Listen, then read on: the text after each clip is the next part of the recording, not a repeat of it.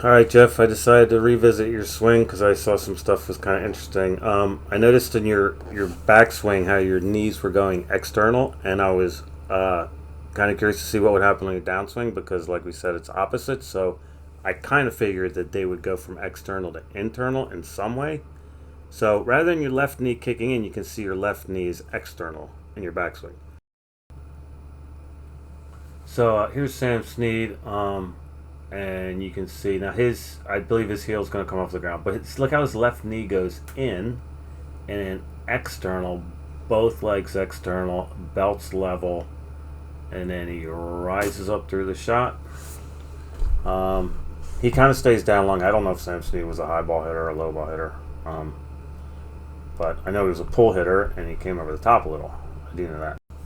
Now you also got to realize too, if your left knee is staying external, there's no way you can turn your hips. So you'll see in your swing, you don't get a lot of hip turn on your backswing, which limits your shoulders turn. So if your hips would turn more, your shoulders would turn more. I'll put up one more Sam Snead. You'll see huge hip turn, and it will help you turn your shoulders way more, which should make the ball go farther and higher. Your knee is an external. Your left hip rises. See this? So your left knee is actually straightening. Your right knee did the opposite of external. It started to go internal, started to kick in. And when your right leg kicks in, it creates this tilt in your spine. So basically, you're tilting, you're not turning. Your left leg straightening is keeping your hips from turning, and it's also creating this tilt. So you might want to practice or do some drills. Like if you watch Genghis, he'll show you how the left knee should kick in, and all you have to do is really just let the left knee come in, and it'll automatically go external on your downswing. But if you kind of do his drills, and even if you get close to what he's doing, and put the belt or put the alignment rod in your belt loops, so that at this point that alignment rod in your belt loops should point either level or even down a little. And the only way your left hip can be level or down is if that left knee is external. So here he is here. So he's going to show you, and he's talking about Lydia Ko actually does this in her kitchen. She takes her hand and pushes that left knee external. So you can see that he's showing you this level, how his hips are level. So if he had an alignment rod in his belt loops, the alignment rod would actually point slightly down. And that allows him to turn. You can see when your left hip goes up, there's no way you can turn. You can't turn and go up at the same time. So if you try kicking in that left knee, say, a lot of players do it. I mean, usually sometimes the heel actually comes off the ground because that left knee comes in. It'll naturally go external, because I think you kind of want to get rid of that tilt, and the tilt is coming from the right knee kicking in. That's creating the tilt. So your right knee kicks in, your pelvis tilts, your spine tilts, and I guess it's not optimal. I mean, you're hitting the crap out of the ball. So I mean, if you want, you could look into doing this. You might actually be able to get even more power if that's possible, but I don't know. It might be worth a try. I would definitely try it. I mean, see if you can get those hips turning level, because it's going to help you turn more and create the space you need, to swing rotationally like you want to do. Because if you're still doing this, which I'm not sure if you are, it's impossible for your hips to open up when that left leg straightens, and your spine's tilting. You're moving laterally. You're not really rotating. So I want to check one more thing. All right. So why do you hit it low? Very obviously here. I want to stop it at impact. All right, so you can see your hands are very far ahead. You've got a good amount of shaft lean, and your head's very down. But the main thing is, the reason you hit it low, the reason you have the shaft lean is your right arm is very bent. You can see that. It's very soft bend against your right side. It doesn't even look like it's straightening anytime soon.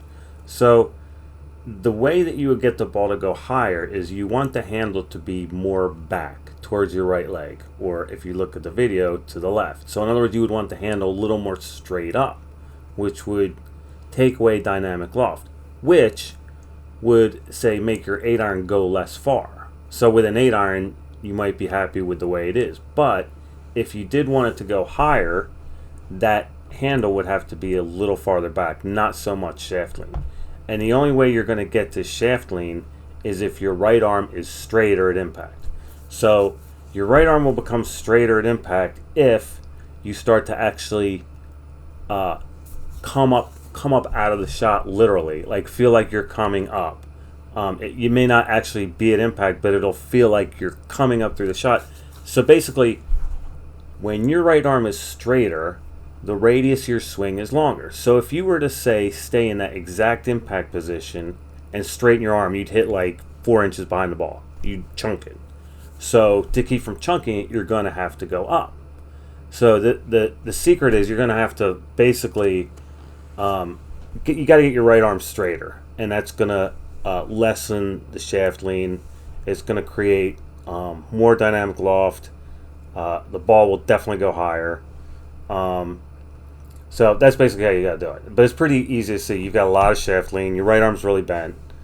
So you want to, I would say, like, hit some shots and don't really, so, don't do it with an 8-iron. Take a 7-iron and just feel like your right arm is straightening a little more as you kind of come up out of the shot, and the ball will go much higher. Plain and simple. And so you can see as you come through the ball, everything's like down, down, down, right? Everything stays down. I mean, your leg straightens, but you're just down. So nothing's coming up, and your right arm is staying. It's straightening. You just need it. It has to be a little straighter at impact. You want to like you want to get that head kind of releasing up sooner. You want to get everything releasing up sooner. So for you to come up, like, your head has to kind of release with the shot. Almost like keep your eyes more on the ball. Like, watch the ball fly, right? Don't look at the ground after you hit the ball. Like, see how you hit the ball and you're still looking at the ground? Start to look at the ball. Okay, watch the ball fly, and then your head will release, and then you can come up. And like I said, all you need to do is just get that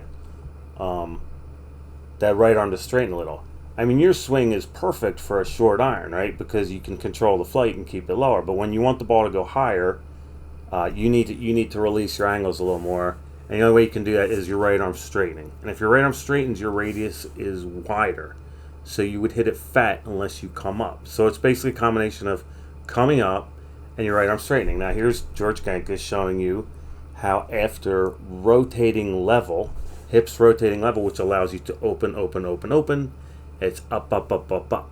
And that's when you go up, when you push up, that's what you do to hit it high. And if you don't want to hit it high, you stay down, down, down, down, down, right arm bent, bent, bent, bent, and then it goes low, which you got that. But if you want to just mess around and hit it high, this is how you got to do it. So here you'll see Genka. He's going to see how he comes up, up, up, up, up. And let's watch it again. So it's up. So you can see he's coming up. Like, his head is literally coming up through impact. So if you do that, your arm will straighten, the ball go higher. Okay. So let's watch him. So it's up, up, up. So his head's actually coming up through impact, which is going to allow your right arm to straighten. Your shaft lane will be reduced, and the ball will go higher. Okay. So, and if you can practice this kind of drill, like kick the left knee in, you'll notice if you kick the left knee in, right, and do it like goofy, crazy, like kick it in until your heel comes off the ground, look like Arnold Palmer or Nicholas, right? Kick the knee in, and then when you start your downswing, you'll see it just go external. It'll go like his, like, see how it's like the knee's external, and then from external, you'll be able to turn your pelvis level. And you really should take that alignment rod, put it in your belt loops. You should know how to do this. You put it in your belt loops, and then just make that alignment rod turn level, and you'll be turning. You won't be tilting. So you can try stuff. I mean, you're hitting the ball good, but what the hell? I mean, might as well keep working, right, and see if you can just get it better. I mean, I think part of being like a really good ball striker is to be able to flight the ball, and it'd be cool if you could learn how to hit it really high, So give it a shot. Like I said, mostly it's basically your right arm being straighter and you coming up through it, and that'll do it. That'll hit higher, and that's about it. So, if you have any questions, let me know. I can pretty much explain all this stuff in full detail if you need to. But that's it. I thought I'd check this out because it's mostly because I saw your knees kind of going external, and I just want to see what was happening on the downswing, and it pretty much was what I expected. But whatever. Well, I'm learning, so I'll see you around.